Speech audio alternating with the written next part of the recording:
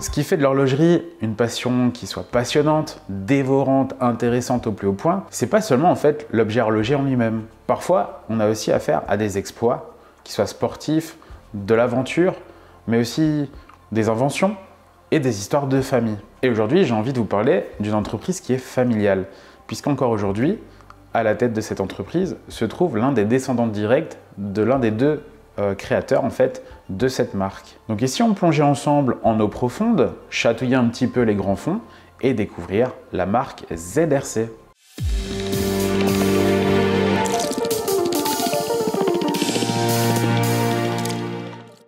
Salut, c'est Maxime, je suis content de vous retrouver dans cette nouvelle vidéo. Aujourd'hui, je vais vous parler d'une marque, je pense, qui est incontournable dans l'horlogerie, en tout cas au niveau des passionnés. Il s'agit de la marque ZRC, qui a un ADN au niveau de la plongée qui est fou. Plus particulièrement aujourd'hui du modèle Grand Fond 38.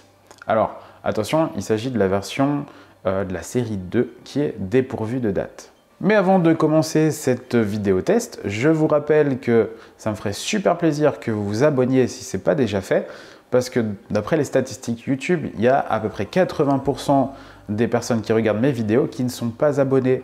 Et puis bien sûr, des petits likes, n'hésitez pas aussi à commenter, hein, ça fait super plaisir. Allez, tout de suite, passons à la petite histoire et au test. Créée en 1904 par Edmond Zuccolo et Joseph Rochet, la marque basée à Genève est spécialisée au départ dans la fabrication de bracelets métalliques et également de bracelets munis de griffes en fait pour pouvoir porter la montre gousset au poignet. Et dans les années 50, ZRC fabrique également des boîtiers étanches pour les montres de plongée. Le grand tournant viendra en 1958 lorsque ZRC va répondre à un appel d'offres de la Marine nationale. D'ailleurs, pour info, il faut savoir que ZRC équipera les plongeurs démineurs jusqu'en 1995. Et durant toutes ces années, on verra donc les différentes générations des créateurs se succéder, notamment en tant que CEO et propriétaire de la marque. Fils, petit-fils, arrière-petit-fils, encore maintenant. Et en 2015, Georges Brunet, actuel CEO et propriétaire de la marque et arrière-petit-fils de Joseph Brunet, donc l'un des deux fondateurs de ZRC, a décidé en fait de dépoussiérer un petit peu la collection. Il va surtout permettre à ZRC de revenir sur le devant de la scène en redéveloppant les collections, les designs, la partie aussi technique, bien sûr des montres, et puis surtout en participant à divers projets d'aventuriers, des créations aussi d'éditions limitées de ces montres. Et puis d'un point de vue design, je pense que tous les passionnés d'horlogerie connaissent le design d'une ZRC, c'est incontournable. Dites-moi en commentaire d'ailleurs si vous le connaissez, ou si au contraire, grâce à cette vidéo, vous découvrez la marque et son design caractéristique. Il faut savoir que la grand fond de cette vidéo tire son origine de l'année 1964. Il s'agit d'une montre qui a été homologuée pour la Marine nationale. Alors je sais que le modèle grand fond a été créé fin des années 50 et là je vous parle d'une montre créée en 1964. Vous allez me dire mais Maxime il débloque complètement, mais pas du tout, je vais vous dire pourquoi. En fait c'est suite aux remarques de la Marine nationale par rapport au modèle créé fin des années 50 que ZRC va revoir totalement le design de son modèle grand fond. Pourquoi? Tout simplement parce que la couronne du modèle d'origine était située à 15 heures, à 3 heures, comme quasiment toutes les montres. Pour les plongeurs démineurs, ça les gênait en fait. Pourquoi? Parce que tout simplement au niveau des mouvements de leurs activités sous-marines, je pense que clairement la couronne prenait des coups, s'abîmait, ça devait les gêner en tout cas. C'était clairement pas quelque chose d'envisageable sur la durabilité de garder cette couronne-là. Bref, ils ont dû tout repenser et ZRC a décidé en fait de mettre la couronne à 6 heures. Oui, mais pas n'importe comment, parce qu'il a fallu aussi réfléchir à la fois à l'appréhension, à la manipulation de la couronne, au fait que ça ne doive pas gêner le poignet du plongeur. Et ils ont prévu aussi un système super ingénieux qui fait que tous les risques en fait de plonger avec la couronne qui ne soit pas fermée soient totalement oubliés. Comment? En fait, le bracelet qui va avec le boîtier en question de la grand fond est prévu pour ne pas pouvoir se porter si la couronne, elle, est tirée. C'est-à-dire que ça va bloquer. Le bracelet va taper dans la couronne si elle n'est pas fermée correctement. Donc vous ne pourrez pas porter la montre. C'est super ingénieux en fait. Il y en a là-dedans chez ZRC. Et c'est ce qui donne en fait le modèle mythique actuel. Et la Grand Fond 300 était la première montre équipée d'un boîtier monobloc en acier qui soit antimagnétique. Autant dire super important pour les plongeurs démineurs. Bon, concrètement, avec la réédition de ce modèle, le but c'était de garder les principales caractéristiques physiques de la montre d'origine, avec quelques petites différences. Déjà, malgré son nom de grand fond 38, on est sur une taille de 39 mm. Je vous dirai plus tard pourquoi. Le boîtier en acier 316L a 6 pans et fidèle à l'origine, au niveau du design en tout cas, et il est super agréable à porter. Pas du tout ostentatoire, on n'a pas du tout l'impression d'avoir un tank sur le poignet. Vous verrez un petit peu quand je vais vous parler des dimensions, mais ça reste très contenu. On a une épaisseur de 13,75 mm, en comprenant bien sûr le verre saphir qui est bien domé et qui fait 3 mm d'épaisseur. C'est pas énorme en fait quand on sait que la résistance au niveau de l'étanchéité est prévue pour 300 mètres de profondeur, officiellement, alors que la marque a testé les montres jusqu'à 1000 mètres de profondeur. On a quand même une sacrée différence, donc vous êtes tranquille pour faire la vaisselle. Hein. Je vous connais, attention, on ne laisse pas sa femme faire tout à la maison. Sinon, vous pouvez aussi plonger tranquillement. En tout cas, voilà, vous voyez ce que je veux dire. Ils n'ont pas fait les choses à moitié chez ZRC. Il faut savoir cependant en fait qu'à l'origine, le diamètre était de 36 mm. Ils ont décidé en fait d'augmenter le diamètre à 38 mm, d'où le nom grand fond 38, pour correspondre aussi un petit peu au standard actuel. Bon, par contre, durant les phases de développement du projet, il se trouve que la taille a petit à petit augmenté jusqu'à arriver à 39 mm de diamètre, d'où la taille actuelle, mais bon, ils ont décidé de garder le nom, c'est pas bien grave. Si vous avez un petit poignet, en soi, ce ne sera pas dérangeant avec cette montre, puisque la distance corne à corne est de 46 mm. Donc ça va, ça reste quelque chose d'assez contenu, hein, clairement. Et même pour les grands poignets, moi j'ai pas un petit poignet, hein, il fait 18,5, 19 cm de circonférence à peu près. Et bien la taille donc, de 39 mm, de cette grand fond 38, faut pas se mélanger les pinceaux, et ben en fait, moi je trouve que ça va bien. C'est juste finalement un ressenti esthétique que vous aurez par rapport à la taille. Voilà, je connais des personnes qui ont essayé cette montre, qui préféreraient avoir la taille au-dessus, donc je crois que c'est du 41 mm si je dis pas de bêtises. Ça fait que 2 mm de différence, ok.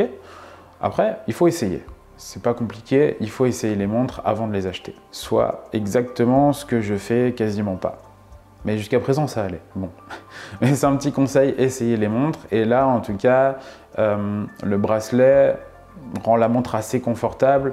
Et ce ne sera pas comme une montre avec un bracelet intégré, par exemple comme la PRX de chez Tissot, où là, on ne peut pas se fier uniquement à la taille en millimètres de la boîte. Il faut essayer pour être plus sûr. Mais là, en tout cas, voilà. Donc, je disais 39 mm de diamètre et corne à corne de 46 mm. Vous n'êtes pas embêté.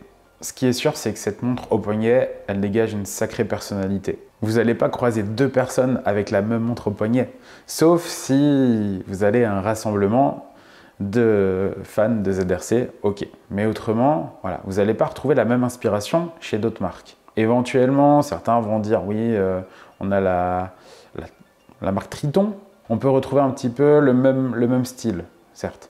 Il y a Bohen aussi, avec la Milmer. Mais ça, c'est d'autres marques. Bref, revenons sur ZRC. Moi, elle m'a donné le même sentiment que lorsque j'ai pu essayer la série K. Ça fait partie en fait de ce genre de marque qui a sa propre identité. Et j'ai peut-être peut-être me faire lancer des pierres par les Rolex fans. Mais je trouve que par exemple, si on compare à une Rolex Submariner, la Submariner, c'est un design, j'ai l'impression qu'on voit partout en fait. Alors que là, avec cette ZRC grand fond, c'est unique. Et après, à vous de voir ce que vous préférez porter au poignet. Moi, personnellement, j'aime bien des choses qu'on voit peut-être pas partout. Alors oui, on ne peut pas non plus avoir que des montres qui ont leur propre style et qu'on ne voit pas ailleurs. Mais en tout cas, je trouve c'est plaisant d'avoir une montre qui a son âme, qui a vraiment son design qui lui est propre. Donc bon point pour ZRC, hein, même si ça date il y a quelques décennies déjà en tout cas. Ça reste mon avis bien sûr, hein, je ne juge pas, chacun se fait son propre avis, n'hésitez pas à me dire dans les commentaires ce que vous pensez. Ce qui fait le point fort de cette ZRC, c'est clairement son look. Et moi j'adore cet esprit un petit peu, je trouve, un petit côté années 60 hein, clairement, dans le design qui me plaît beaucoup. Bon, beaucoup de blabla, j'espère que je ne vous ai pas perdu, mais j'enchaîne avec le fait que ce soit clairement une montre de plongée. Qui dit montre de plongée dit lunettes tournante. Ici, lunette tournante unidirectionnelle, 60 clics. facile à tourner, hein, il n'y a rien de particulier. C'est une lunette qui est donc en aluminium avec un insert céramique, très belle. Hein. Également, on a des sortes d'index, hein, forcément sur la lunette, qui sont bien péchus hein, lorsqu'ils sont bien chargés au niveau du Super Luminova qui les recouvre, de même que les aiguilles hein, et le cadran. Ce design est en tout cas reconnaissable entre mille. J'ai pas vraiment grand chose à critiquer, je l'adore. Allez, il y a peut-être quelques remarques, quelques critiques à faire sur la partie bracelet, je le dirai tout à l'heure.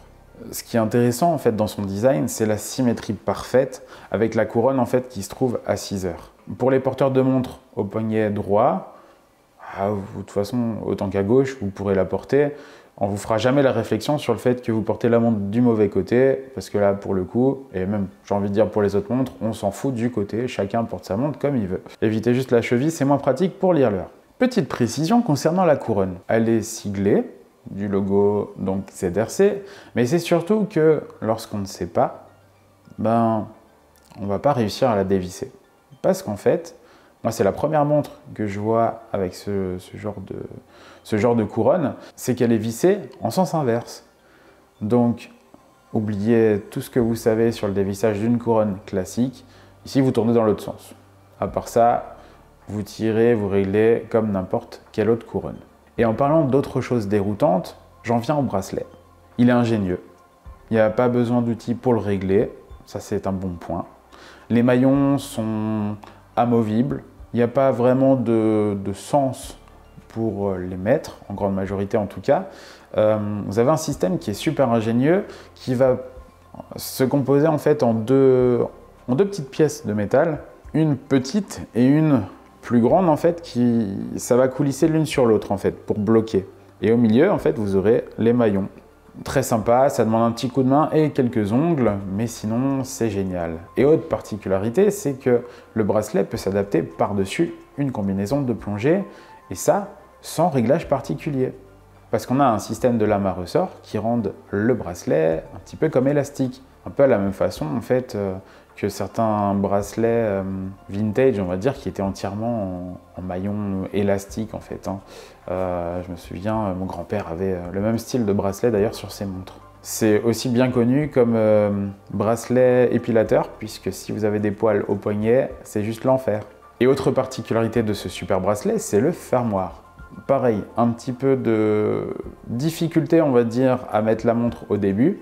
Un petit conseil, mettez votre montre au-dessus de votre lit ou en tout cas au-dessus de quelque chose qui l'empêchera de tomber parce que c'est pas aisé du tout. Une fois que vous avez pris le coup de main, ça va. Et la particularité, c'est qu'on a un fermoir qui va se tourner pour vraiment bloquer le dernier maillon dans l'attache en fait.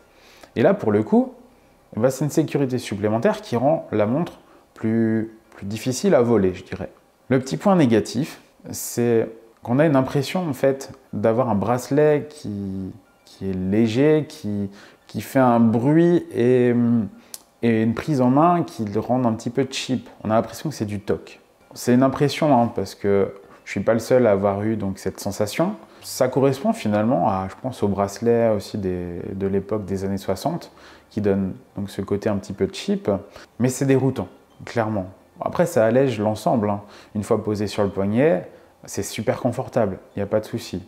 Mais voilà, ne soyez pas étonnés d'avoir cette sensation de toc. Il est en acier brossé, donc concernant les micro-rayures qui arriveront vite, ça ne se verra pas trop.